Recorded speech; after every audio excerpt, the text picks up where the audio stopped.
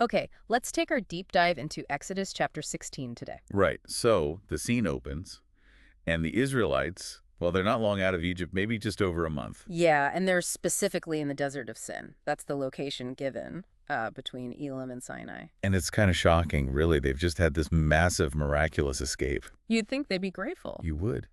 But no, the entire community is grumbling loudly against Moses and Aaron. And it's not just a minor complaint, is it? They're actually looking back fondly on, well, slavery in Egypt. It's unbelievable. They actually say, if only we died back in Egypt. They talk about sitting around pots of meat, eating all they wanted. Which probably wasn't even the reality, but fear does that. Exactly. And they straight up accuse Moses and Aaron of deliberately leading them into the desert just to starve them. Wow. So this massive complaint right after being freed, that's the trigger for everything else in this chapter. It absolutely is. It sets the stage. So how does the Lord respond? I mean, that's quite an accusation. He hears them. The text makes that very clear. And his response is, well, maybe not what you'd expect given their attitude. Okay. He tells Moses he's going to rain down bread from heaven for them every single day. Bread from the sky daily. Hmm. That's generous, considering the grumbling. It is, but there's a catch, or rather a purpose. The Lord explicitly says this whole thing is a test. A test of what? To see if they'll follow his instructions about this bread.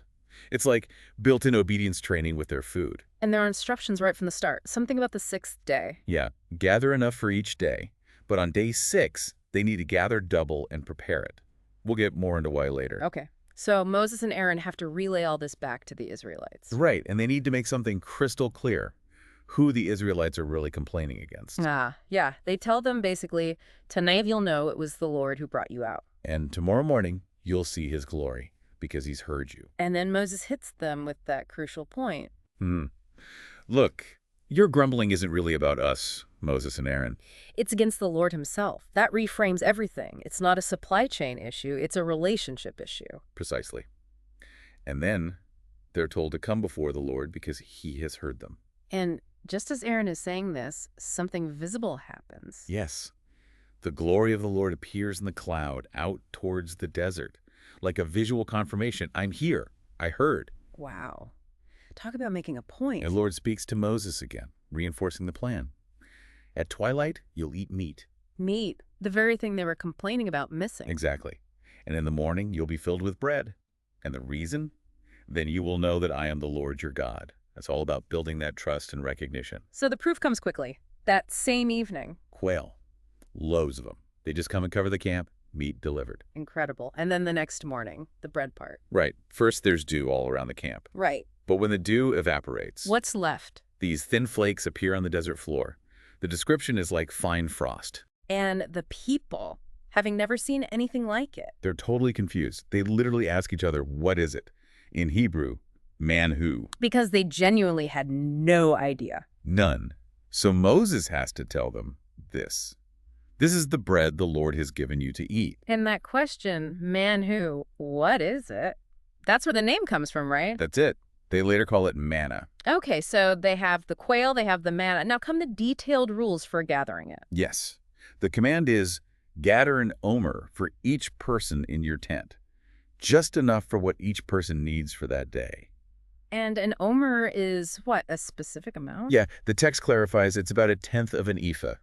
Think of it as a personal daily portion. So they go out and gather. Some get more, some get less, just depending on how they did it. Right. You'd naturally expect some people to end up with heaps and others with barely anything. But that's not what happened. No. And this is amazing. When they actually measured it out using the omer measure, the person who gathered a lot didn't have any extra.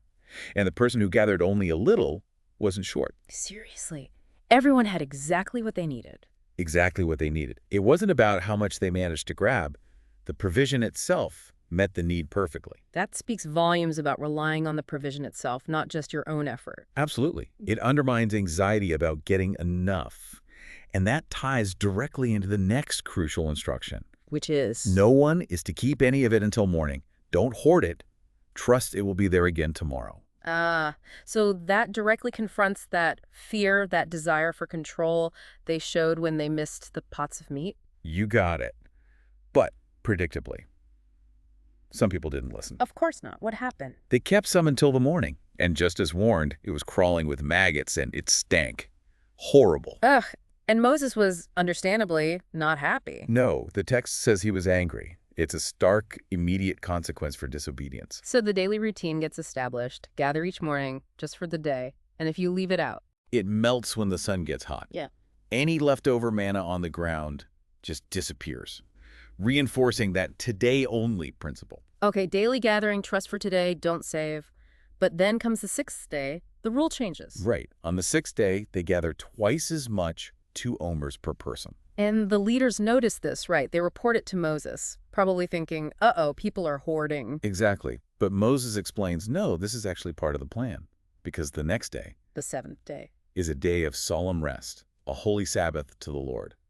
So this extra portion gathered on day 6 is meant to cover the Sabbath too. So they're told to bake or boil what they need from the double portion on Friday and save the rest for Saturday morning. Yep. And this time, when they save that portion overnight. Let me guess, it doesn't go bad. Exactly. Did stink, didn't get maggots. Perfectly fine. Which proves the rule about not saving wasn't arbitrary. It was tied specifically to the daily provision versus the Sabbath provision. Precisely. It highlights the unique nature of the Sabbath. Moses spells it out. Eat the saved food today. On the Sabbath, you won't find any on the ground. 6 days you gather, 7th day you rest and eat what God provided ahead of time. Seems clear. You'd think so, after seeing the maggots and seeing the Sabbath portion keep perfectly. But someone still tried. Yep. Nevertheless, some people still went out on the Sabbath on the 7th day, looking to gather. And found? Nothing. Absolutely nothing. Just like they were told. This repeated disobedience that must have been frustrating. How does the Lord react this time? He asks Moses, essentially, how long are these people going to refuse to keep my commands and instructions? You can feel the exasperation. Yeah, it highlights just how deep that resistance to trust and obey really runs. It does. And the Lord reminds them again, he gave them the Sabbath. That's why he provides double on the 6th day. The instruction is firm. Everyone stays put on the 7th day. No going out. And finally, they get it. It seems so. The text concludes that section by saying, so the people rested on the 7th day. The lesson starts sinking in. So this whole manna thing, it's way more than just food. It's teaching dependence, teaching obedience, establishing this whole rhythm of work and rest. Absolutely. Training wheels for a new way of life in relationship with God. Before we move to the wrap-up, the text gives a description of the manna itself. Right. It says it was white, like coriander seed. Hmm. And the taste, like wafers made with honey. Sounds okay. Maybe a bit plain after a while, but sweet. Consistent, maybe. Yeah. Reliable. And speaking of remembering it, there's a command about that too. It's to make a memorial. Exactly. The Lord tells Moses, take an omer of this manna and keep it. Preserve it for the generations to come. Why? So that future Israelites can actually see the bread he provided for them throughout their time in the desert. A tangible reminder. How was that done? Moses tells Aaron to get a jar, put a full omer of manna in it, and place it before the Lord, later specified as before the testimony, suggesting it was kept near the Ark of the Covenant, a sacred object. A permanent witness. And this whole manna provision, how long did it actually last? It wasn't just for a short time. No, the text is clear. Yeah. The Israelites ate manna for 40 years. 40 years. The entire time they were in the wilderness, right up until they reached the borders of Canaan, a settled land where they could eat the produce of the land. 40 years of that daily rhythm, that daily dependence. That's profound. It really is. So bringing this ancient story forward, what does Exodus 16 really say to us today? We're not exactly expecting manna for breakfast. No, but the core themes are incredibly relevant. First, you see that raw human tendency to complain, to be impatient, even right after experiencing something amazing like liberation. Freedom doesn't magically fix fear. That desire for the known, even if the known was terrible, like Egypt. Right. And then God's response. It's not immediate anger, but this surprising, consistent provision. He gives them the meat they whined about and this miraculous daily bread. But it comes with strings attached, or rather instructions. The whole thing is framed as a test. Exactly. A test of trust. Can you rely on just enough for today? A test of obedience. Will you follow the very specific rules about gathering, not hoarding? And crucially, a test of respecting the Sabbath rest he's instituting. It really draws a line between their old way of thinking, wanting control, wanting excess like the pots of meat, hoarding the manna out of fear, and the new way God wants them to live. Yeah, a way based on daily dependence, trust, and following his instructions, his rhythm. So the practical takeaways for us might be about learning to trust for today's needs, recognizing the pitfalls of trying to control everything or hoard resources out of anxiety. And understanding the deep significance of rhythms of rest, like the Sabbath, that are woven into the fabric of how God provides and how we're meant to live. It's really a powerful story about learning dependence, learning obedience, and discovering God's provision in ways you might not expect. Definitely. It's about shifting from trying to secure your own life based only on what you can see in stockpile to living according to God's word and his timing. That tension is still so real, isn't it? That pull between wanting the security of full pots of meat, wanting to hoard our resources just in case,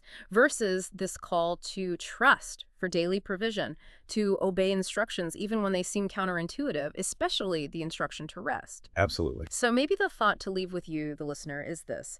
Where do you tend to place your sense of security? Is it more in the visible, the tangible, the resources you can control and accumulate? Or is there space to grow in trusting the provider, following his instructions, even and maybe especially when those instructions involve letting go, not hoarding, and embracing rhythms of rest? What does this chapter really challenge about your approach to security and trust?